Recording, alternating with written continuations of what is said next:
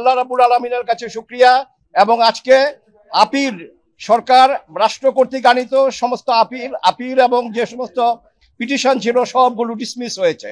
অর্থাৎ হাইকোর্ট বিভাগের যেই রায়, খালাসের যে রায়, সেটা বহাল আছে। কাজেই আমি বলবো যে আমি গর্ব অনুভব করি আমার সুপ্রিম কোর্ট নিয়ে, আমার হাইকোর্ট বিভাগ এবং আমার অ্যাপেলেট ডিভিশন নিয়ে, যে এখানে ন্যায়ের দণ্ড, এই ন্যায়ের দণ্ড, ন্যায়ের মানদণ্ড আজকে আবার তারা উঁচু করে ধরলেন। কাজেই বাংলাদেশে বিচার আছে, আইনের বিচার আছে, আইনের শাসন আছে, এটা আবার প্রমাণিত হলো। আর এই মামলা সঠিকভাবে তদন্ত করে নাই বলে হাইকোর্ট বিভাগ যে অবজারভেশন দিয়েছিল নতুন করে আবার পুনঃতদন্তের, সেটা আজকে আমরা শর্ট অর্ডারে মাননীয় প্রধান বিচারপতি মহোদয় যেটা পড়ে শোনালেন, আমরা যেটুকু অনুধাবন করতে পেরেছি যে এটা রাষ্ট্রের কাজ, এটা বিচার বিভাগের কাজ না। ঠিকই, কারণ এটুকু এক্সপান্স করা হয়েছে। আর নন অ্যাপিলিং অ্যাকিউজড অর্থাৎ জনাব তারেক রহমান সাহেব এবং আপনার অন্যান্য যারা ছিলেন, তারা যারা আপিল করতে পারেননি এবং যারা দেশে উপস্থিত ছিলেন না, তাদের বেলায়ও সেই খালাসের আদেশ যেটা হাইকোর্ট বলেছিলেন যে এই খালাসের আদেশ তাদের বেলা প্রযোজ্য হবে, এটাও আজকে আমাদের অ্যাপেলেট ডিভিশন থেকে এটা বহাল আছে। কাজেই আমরা বলতে পারি জনাব তারেক রহমান সাহেব সহ অন্যান্য যারা আছেন তারা এই মামলা থেকে বেকসুর খালাস, এবং এই মামলায় আর কোনো সাজা কারো নাই।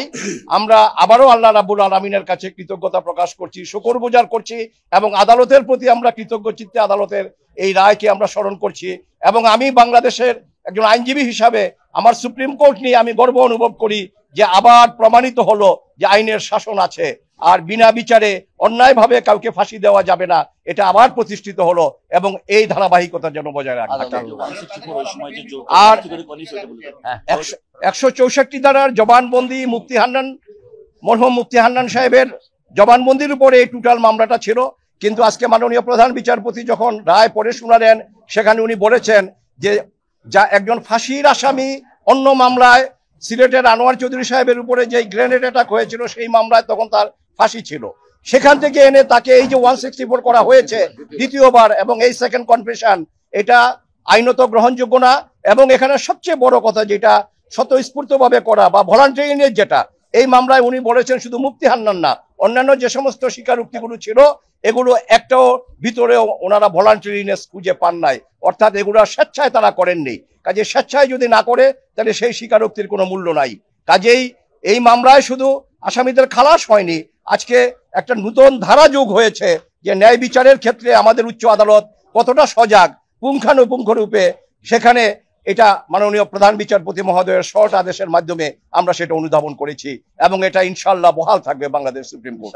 আমরা মহান আল্লাহ রাব্বুল আলামিনের কাছে শুকরিয়া আদায় করছি।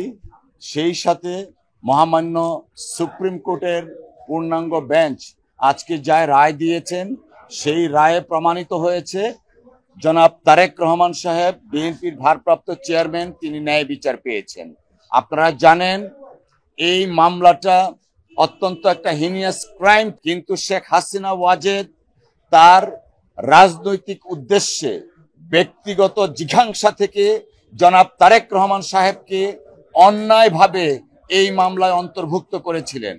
আজকে সর্বোচ্চ আদালতের মাধ্যমে প্রমাণিত হয়েছে জনাব তারেক রহমান সাহেব নির্দোষ এবং তিনি খালাস পেয়েছেন। পাশাপাশি এইটাও এস্টাবলিশড হয়েছে শেখ হাসিনা ওয়াজেদ প্রকৃত অর্থে আইবি রহমান সহ যারা আনফরচুনেটলি মৃত্যুবরণ করেছেন তাদের বিচার শেখ হাসিনা চায়নি।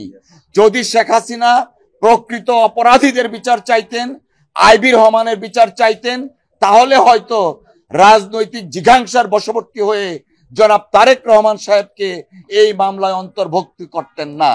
আমরা মহান আল্লাহর দরবারে আবারও শুকরিয়া আদায় করছি, জনাব তারেক রহমান সাহেব ন্যায় বিচার পেয়েছেন। আমরা বিএনপির পক্ষ থেকে আল্লাহর দরবারে শুকরিয়া আদায় করছি। সকলকে ধন্যবাদ।